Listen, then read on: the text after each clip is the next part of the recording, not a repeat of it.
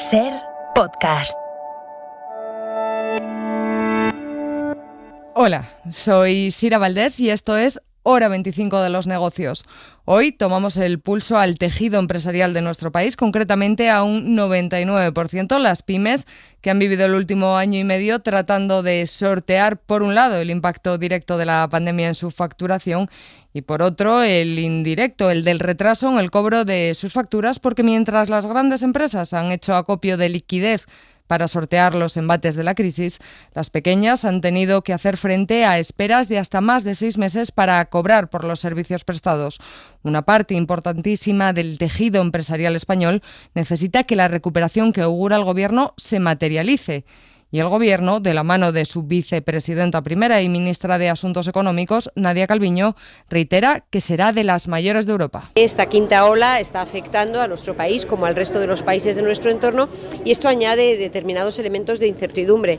No obstante, nosotros confiamos en que la evolución seguirá en la senda en la que está y que gracias al buen ritmo de vacunación tendremos un crecimiento económico muy intenso en la segunda parte del año y que España será uno de los motores de la recuperación económica en Europa en 2021 y también en 2022. Sin embargo, pese a que el Gobierno mantiene sus previsiones para esta segunda mitad del año, no solo el coronavirus podría suponer una piedra en el zapato de la recuperación. En un país, el nuestro, donde el 99,8% del tejido empresarial está compuesto por pequeñas y medianas empresas, la buena salud de sus cuentas es crucial para poder abordar la recuperación. Una buena salud de la que tras año y medio de pandemia pocos balances financieros pueden hacer gala. De hecho, según datos de InformaDB, en la primera mitad del año se han registrado más de 15.000 disoluciones, lo que supone un 34% más que en 2020. Problemas que podrían subsanarse o que al menos podrían minimizarse si estas empresas gozasen de una liquidez que en muchos casos les corresponde, porque según apunta la plataforma multisectorial contra la morosidad, las mayores empresas de nuestro país, las que conforman el IBEX 35, están reteniendo casi 60.000 millones de euros que tendrían que estar ya en manos de pymes, una cifra que escala hasta superar los 80.000 millones si se tienen en cuenta no solo las empresas del IBEX, sino todas las cotizadas. En su informe, la plataforma señala que frente a los 60 días que la ley otorga para que las empresas liquiden sus facturas, las compañías del IBEX tardaron en 2020 191 días en pagar sus facturas, es decir, el triple del plazo permitido. Un tiempo que incluso se dilata hasta los casi 10 meses. Rafa Bernardo, buenas noches. En el sector del comercio y los servicios. Buenas noches. Sí, en el sector del comercio y los servicios es donde más se demora el pago de facturas, 294 días en total, aunque también es cierto que han reducido los tiempos un 6% respecto a 2019.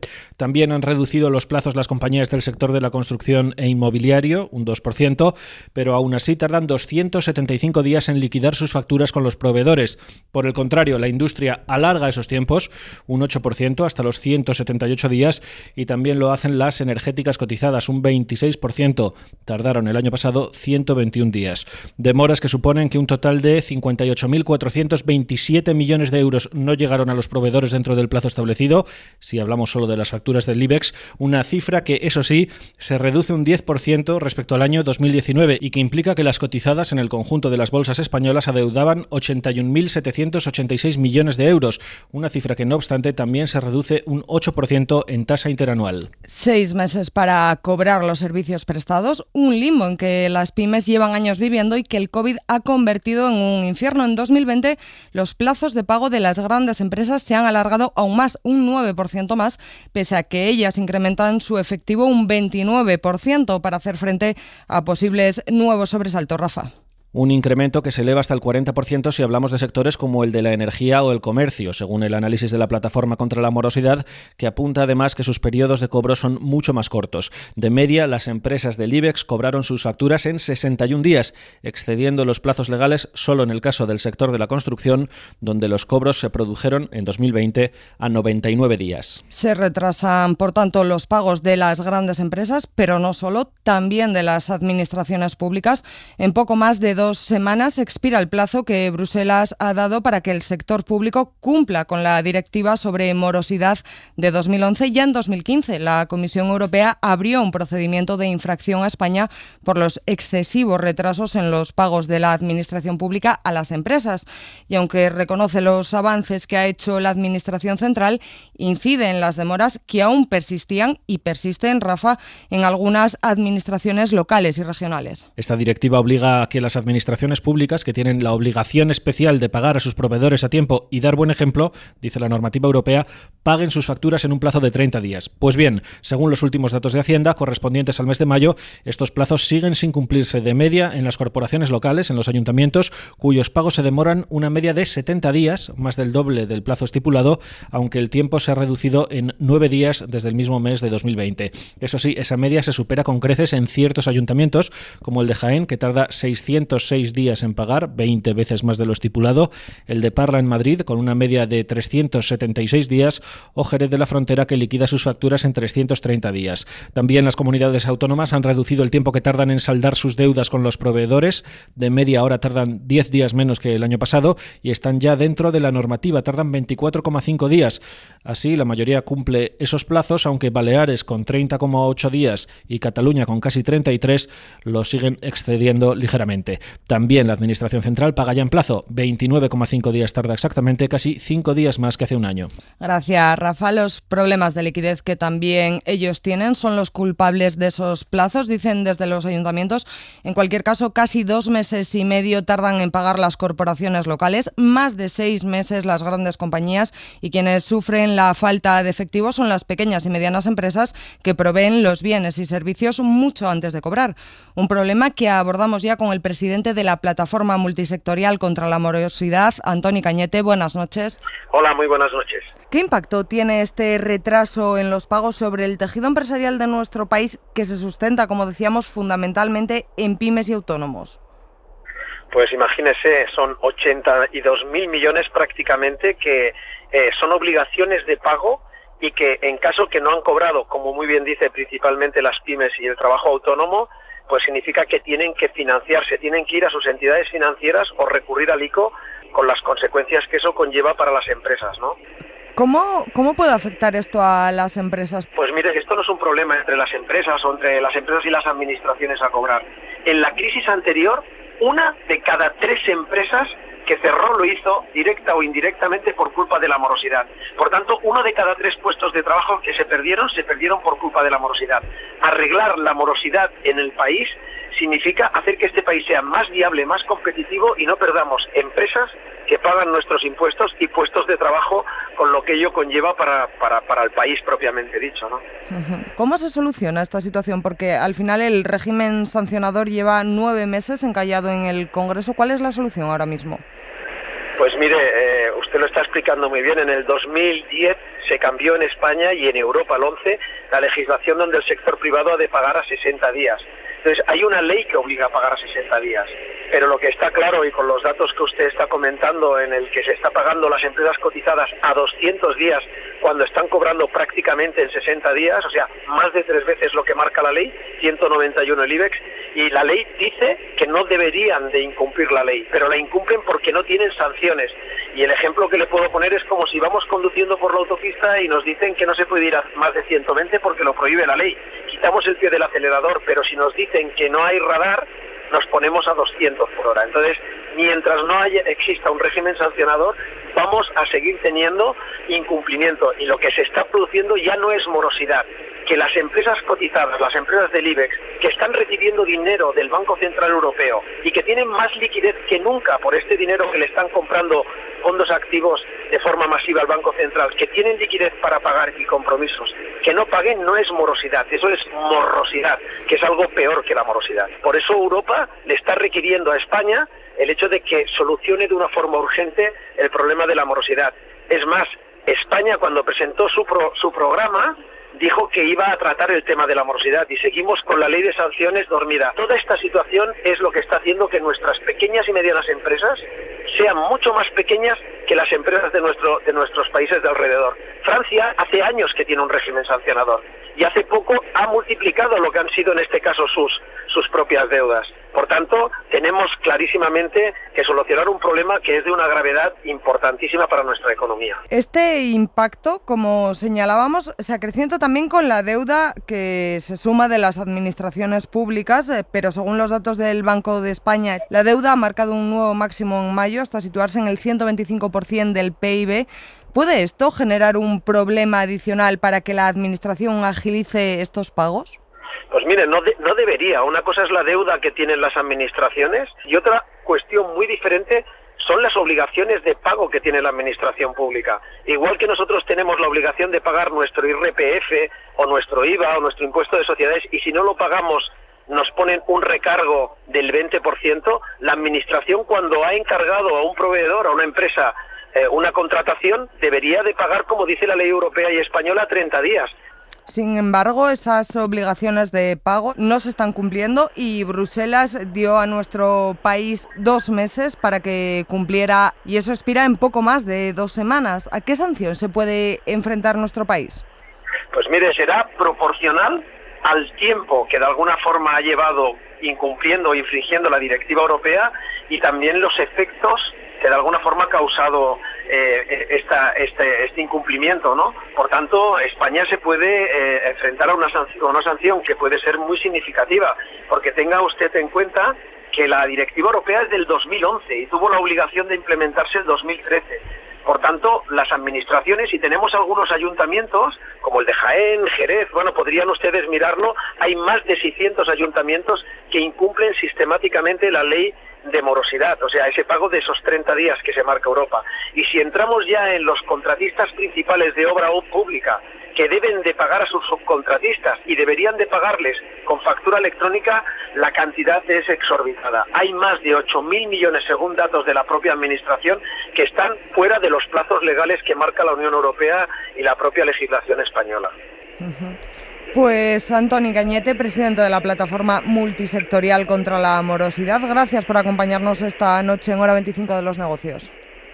Gracias a ustedes. Muy buenas noches. Una de cada 3 empresas que cerró lo hizo a causa de la morosidad en la última crisis, dice el presidente de la Plataforma contra la Morosidad, un riesgo que está afectando a buena parte del tejido empresarial de nuestro país y es que la falta de liquidez está derivando en un incremento de las insolvencias, una situación de la que ya advertía el gobernador del Banco de España, Pablo Hernández de Cos, hace unos meses. Todos tenemos la sensación, y esto lo llevamos enfatizando desde el Banco de España desde hace un tiempo, de que los iniciales problemas de liquidez de las empresas no financieras los hemos aliviado en buena parte a través de la financiación, pero como la crisis económica está siendo más persistente de lo que pensábamos, pues evidentemente las empresas hoy están más endeudadas y sus perspectivas de demanda siguen siendo bajas, con lo cual existe el riesgo de lo que eran puros problemas de liquidez se acaben convirtiendo en problemas de solvencia. Una realidad que parece que se va materializando, según los últimos datos publicados por el Colegio de Registradores, aunque en el segundo trimestre de este año se crearon casi 28.600 sociedades mercantiles, casi un 120% más que el año pasado. Los concursos de acreedores, moratoria concursal hasta finales de este año mediante, se incrementaron entre abril y junio un 266% respecto al año pasado y un 49% respecto a 2019. Un limbo del que tratan de salir miles de pequeños negocios en nuestro país, aprovechando el impulso de la recuperación. Y para conocer su situación, saludamos ya a María José Landaburu, que es vicepresidenta de Compymes, además de ser presidenta de la Asociación de Autónomos UATAE. María José, muy buenas noches. Buenas noches, ¿qué tal? ¿Cuál es la situación que atraviesan las pymes y los autónomos en nuestro país? ¿Cuáles son los principales retos que afrontan ahora mismo? Bueno, la situación no se nos escapa a nadie que es difícil. Estamos en una quinta ola cuando ya pensábamos que habíamos superado la cuarta. Y si nos planteaba un verano de recuperación económica, bueno, pues el virus sigue estando ahí y por tanto la situación sigue siendo de debilidad, todavía de alcanzar los términos de estabilidad previos a la pandemia. Y en cuanto a los retos, pues claro, tienen que ver con la recuperación en la medida en que nuestras actividades están muy vinculadas al consumo. Cuando poco a poco se vaya recuperando el consumo, el interno y externo, la vuelta estable del turismo, pues esperamos volver a recuperar no índices de actividad económica previos, sino incluso mejores, si es posible. Los datos apuntan a un claro incremento de los concursos de acreedores en los últimos meses, pese a la prórroga de la moratoria concursal hasta finales de año. ¿Cómo ven esta segunda parte en esos términos? Bueno, para nosotros siempre, para los más pequeños, para los autónomos y para las pymes, los procesos concursales siempre han sido difíciles, ¿no? Porque además la prioridad, el carácter preferente de los créditos hipotecarios y de la administración pública hace que ahí se produzca una bola muy difícilmente salvable.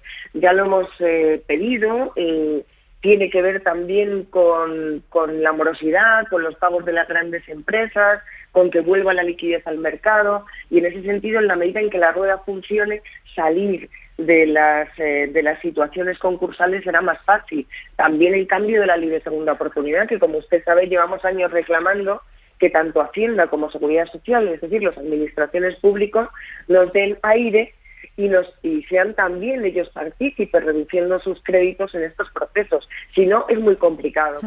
Hablaba del retraso en los pagos, lo hemos comentado antes. ¿Qué impacto tiene el hecho de que se estén triplicando los plazos legales de pago por parte de las grandes empresas? Estamos hablando de 82.000 millones de euros aproximadamente retenidos.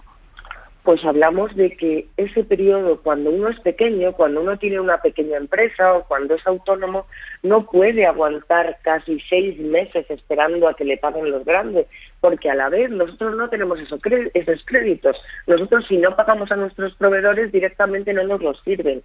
Piense usted que en 6 meses hay que pagar 2 veces el IVA, hay que adelantarlo. O sea, para nosotros, con el músculo financiero, que tenemos actividades donde no hay trabajadores, o hay uno o hay pocos, es prácticamente imposible poder aguantar. De hecho, y en la práctica lo que servimos es de financiadores de los grandes, que son los que no lo necesitan.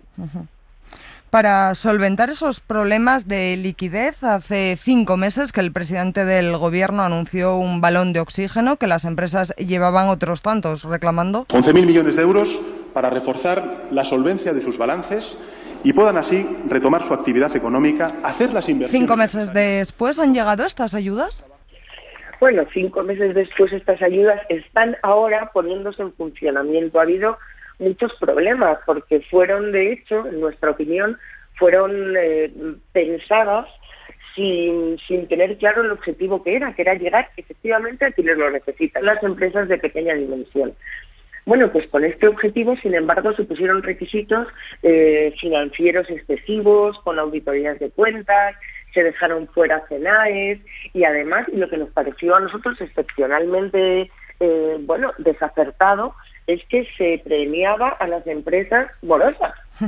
Precisamente uno de los objetivos es que tuvieras deudas con bancos, con entidades financieras o con terceros. Mire usted, y sin embargo, aquellos otros que en la misma actividad han tenido las mismas pérdidas, pero o se han endeudado más, o han hipotecado sus casas, o han pedido préstamos a su familia, y sin embargo estos no podían acceder a las ayudas. Bueno, afortunadamente, como usted sabe, lo hemos venido peleando y ya las comunidades autónomas lo van rectificando sobre la marcha. Pero bueno, la consecuencia de todo esto es un retraso que para nosotros cada día cuenta muchísimo.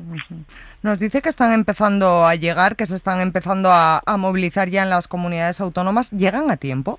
Bueno, nosotros esperamos que sí, claro. Ya sabemos que ha habido desgraciadamente muchas actividades que han cerrado, muchas empresas que han caído en concurso de acreedores, pese al esfuerzo colectivo y al escudo social. Pero bueno, esta situación es así. Esperamos que al menos las que han podido aguantar pues le llegue cuanto antes, porque es que, insisto, para nosotras el músculo financiero es muy pequeño. Si llegan ya, y si el verano no lo estropeamos y conseguimos de alguna manera controlar el virus y ser un destino lo más controlado posible, puede que la recuperación alcance a muchas empresas que en este momento están en la cuerda floja. Pues María José Landaburu, vicepresidenta de Compymes y presidenta de la Asociación de Autónomos UATAE, muchísimas gracias por acompañarnos esta noche en Hora 25 de los Negocios. Gracias a ustedes, muy amables. Hoy hemos leído la situación de las pequeñas empresas en nuestro país, golpeadas por la pandemia y estranguladas por la falta de liquidez, pero deseosas de subirse a la ola de la tan necesaria fase de recuperación. Seguimos.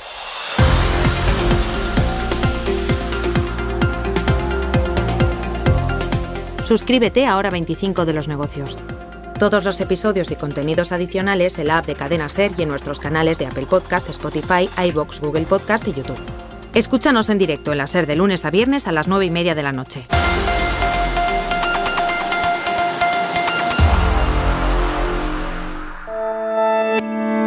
Cadena SER. La radio.